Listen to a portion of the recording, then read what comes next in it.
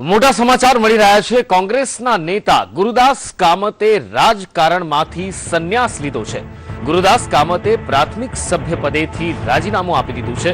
સોનિયા ગાંધી અને રાહુલ ગાંધીને ગુરુદાસ કામતે રાજીનામું મોકલી આપ્યું છે। સોનિયા અને રાહુલ ગાંધીનો ગુરુદાસ કામતને કોઈ જવાબ નથી મળ્યો।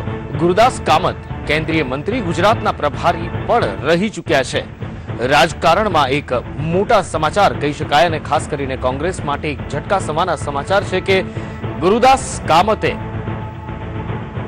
રાજકારણમાંથી સંન્યાસ લેવાની જાહેરાત કરી દીધી છે અને પોતાનું રાજીનામું સોનિયા ગાંધી અને રાહુલ ગાંધીને પણ મોકલી આપ્યું છે। જો કે રાહુલ ગાંધી કે સોનિયા ગાંધી બેમાંથી કોઈ પણ દ્વારા ગુરુદાસ કામતના આ રાજીનામાનો હજુ સુધી જવાબ આપવામાં આવ્યો નથી, પરંતુ ગુરુદાસ કામતે સ્પષ્ટ કર્યું છે કે તેઓ હવે રાજકારણમાંથી સંન્યાસ લેવા માંગે છે।